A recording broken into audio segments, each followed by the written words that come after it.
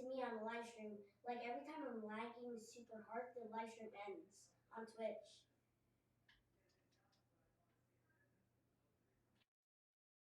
And I'm not joking. This happens to me on Twitch.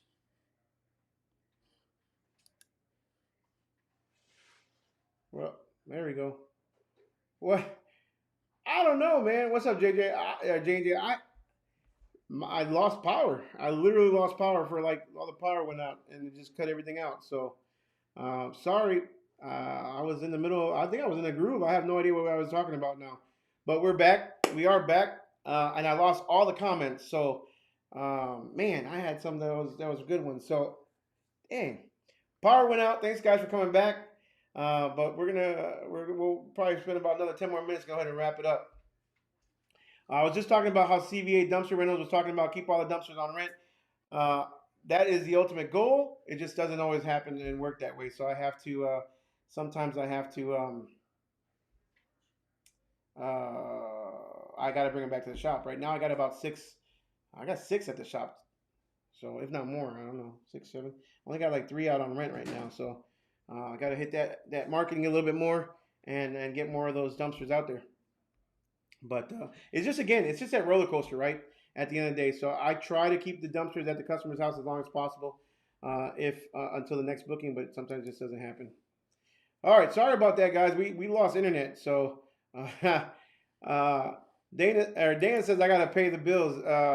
Man, I don't know what happened, but that's a first for me. I just end up just got this little circle and second chance to hit that. Man, I love this. Brian, you need to come work for me, man. Or always reminds everybody to hit that like button, brother. I love that. All right, let's see what some of these other comments are saying here. Facebook user, holy moly, this is a big one. Most of my clients are residential. We do a lot of marketing and email campaigns. Half of the business is junk removal, and the other half is rentals. 20-yard containers are taller than most, which is harder for contractors to load. Plus, our Hino hook lift can max out about 7 to 8 tons, which also makes it hard to secure contractor contracts. Oh man! All right, so this is the one. This is the guy that had the I forgot the name, man, brother. I'm sorry, but he's the one that had the 60 cans. So my Hino is gonna be.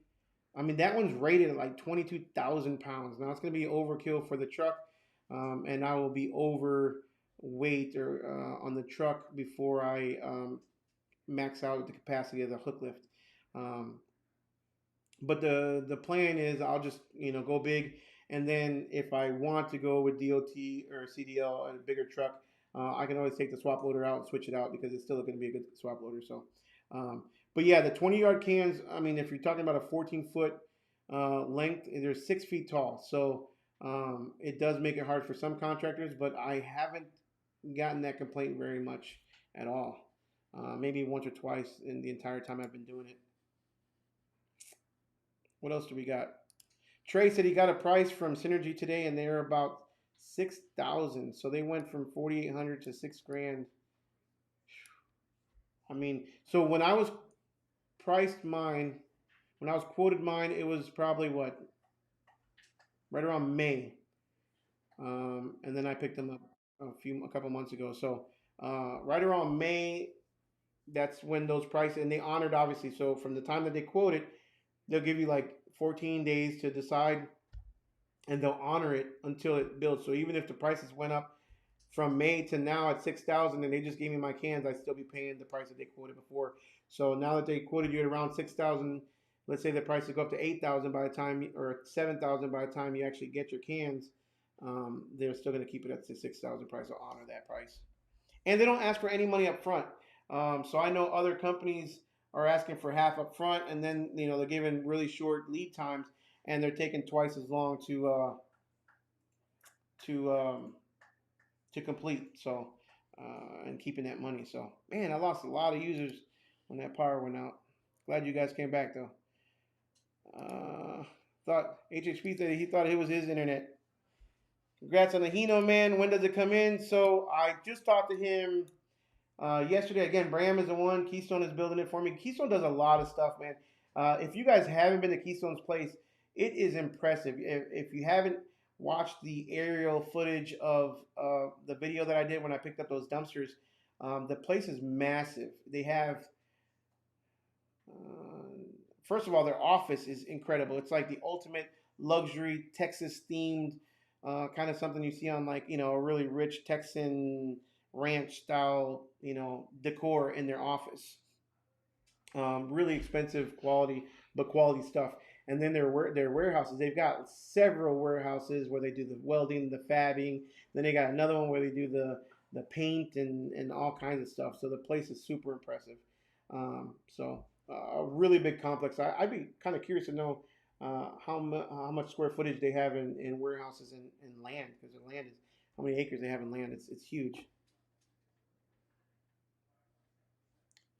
Not only inflation, but I mean, like we were talking about earlier with Dana when he was talking about lack of employees, just everything put together. The prices of steel have gone so far up, and it's just everything. It's just insane, and I don't see it going down anytime soon. I am keeping my truck, brother, and I have sold my trailer and my original six cans. So I sold my trailer and the original six cans for $42,000. The guy has given me $1,000 deposit to hold it, non-refundable, and he's holding off until I get my stuff, which is pretty cool. So as soon as my truck is ready, he will cut me the check. I owe about 9,000 left on my trailer. I financed half of it when I bought it. I've said it. I've spoken it pretty openly on my videos. I did finance half of it, and I pay off $750 a month, even though my payment's only like $300 a month for that loan. So I think about 9,000 of it will go to the bank, and the rest will go to Keystone towards my truck. I am paying. Well, I won't tell anybody what I'm paying right now because I don't want anybody to go and try to pay more. But I'm paying a pretty penny. It's not too bad though for the truck and the swap loader. I believe the swap loader itself for install was like 25 grand, plus about 5,000 for the tarp, and then the obviously the truck is extra. It's not a brand new truck. It's a 2013, I believe, with about 150,000 miles. I'm gonna say Hino. So yeah, brand new, definitely not. I was buying a lot more. Do I think Texas Pride makes a good trailer? Absolutely. So Texas Pride owns.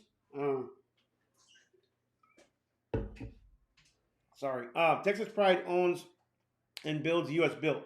And I usually don't talk about things that I don't know, other than what people have. Obviously, I've never owned a Netherlands, but I hear a lot of great things. And I have heard very little anything bad about Netherlands. So that's why I do recommend Netherlands as well. Texas Pride. I haven't owned the Texas Pride, but I've owned one of their companies that they so under Texas Pride is U.S. built. U.S. built is owned by Texas Pride and it's built by Texas Pride. So and I own two of the Texas Pride or U.S. built dump trailers. I'm sorry, man.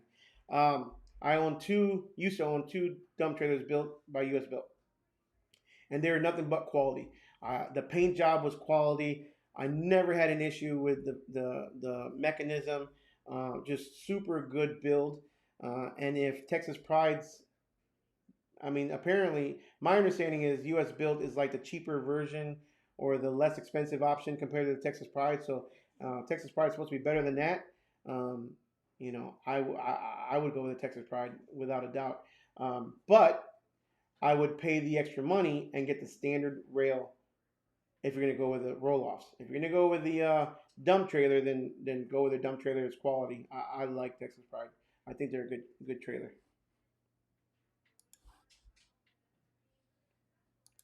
20-yard goes for 475 with 2 tons. Contractor rates are 475 with 3 tons.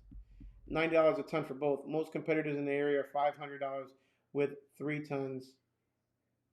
$80 to $85 a ton. Can I even compete with that? So one thing I've never understood is when people give contractors a different rate. I understand you want contractors in your pocket. You want them to give you regular business, but uh, contractors put more wear and tear on your trailer. They're going to put more weight, um, especially roofers. Um, they kind of don't care about your trailer, about your dumpsters or anything like that. They just so not all of them are the same. Don't get me wrong, But my contractors, I charge them the same rate as I do my regular customers. I don't give them any kind of discounts or anything. So uh, I would not give them an extra ton, especially if you're paying $90 a ton. You're paying $90 a ton, $90 a ton for both. Yeah, so you're paying 180 for 2 tons. It's 270 for 3 tons, and you're including 3 tons in the 475 charge. Um, I, Me personally, I would stick with 2 tons maybe, and I would up that rate a little bit. Stay at the $500 rate. Look, you- you're not offering anything different than anybody else. So why? I understand you want to get the business and you want to charge them a little bit cheaper so you can get that business, but um, if to get that business you're screwing yourself in the long run, then you're not doing anybody a favor, and you may not make it. Right? Not saying you won't. I mean, I think this is the same person who's saying that they have 60 cans, so something's working for you. But um, yeah, $90 a ton is expensive, man. Uh, like like Matt and JoJo said, they pay you like $120 a ton in California, and I believe it.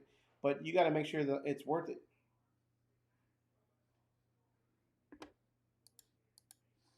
The truck is automatic, diesel, diesel. So you charge $9 a ton, and then you pay $84 a ton. It's still high. That's expensive. I mean, to include 3 tons, it's a lot of money to include. Contractors are loyal, but keep the bin for a much longer time, sometimes a month, for the same price. So are you charging that 475? They can keep it for that whole month, or because that's stopping you. It's even worse because it's stopping you from being able to flip it. So, but guys, I'm gonna go ahead and end it today. I've got a video that I'm almost gonna upload. I'll be uploading here shortly. Um, yeah, $130 a ton. That's just, but that's California for you, right? I mean, someone's got to pay for Newsom and all those other guys out there. Really want to get my feet wet in the roll off business, but I'm scared to death to fail. So listen, So I did a one-on-one consult the other night, and that was on my video, and it was a family. It was a son, a grown son, and his parents. His dad was going to go into business, and his mom was really concerned. And here's what I told her: fear. It's never about fear. Nobody looks back and says, "Oh, um, I regret that I did something or I started a business."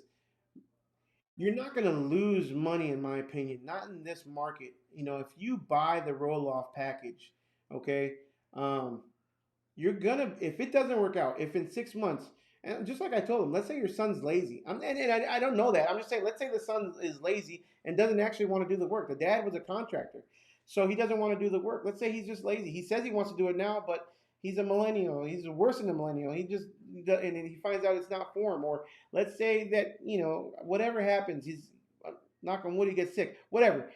The business doesn't work out 3 months down the road, 6 months down the road, he'll still be able to sell the trailer and the equipment for just as much, if not maybe even more than what he bought it for because of the prices have gone up. Um, and even if you lose, let's say 10%, you're not losing that much. And hopefully in that 6 months, you made a little bit of money to kind of make up for it. So the fear of failing or the fear of, the fear of failure is what kills. It's what stops somebody from being an entrepreneur. And there should never be fear in business because, and even if you fail, like I can't tell you how many businesses I've started, side jobs, side things, and I failed. I owned, me and my wife when we first met, we set up a gift shop. I don't know, in the middle of Milwaukee. For some reason, there was nowhere, nobody wanted to come into a gift shop, but we sold little trinkets, little crap that we bought. That failed. During COVID, before I started the dumpster business, I started discount liquidators where I bought an entire truck of pallets of returned goods from Home Depot. And I tried that out. That failed miserably because more than half the stuff was broken, and there was a reason why it was returned. Um, I've done, I mean, I've done so many things, man. My security company was a success. I made money off the security company. I had a realtor business back in Wisconsin as well. I was a real estate agent and a broker. Um, the only reason that did not continue is because we moved here to Texas and it wasn't reciprocal, the licensing. So it kind of failed because I spent all that time and I only did it for probably 6 months before I ended up moving.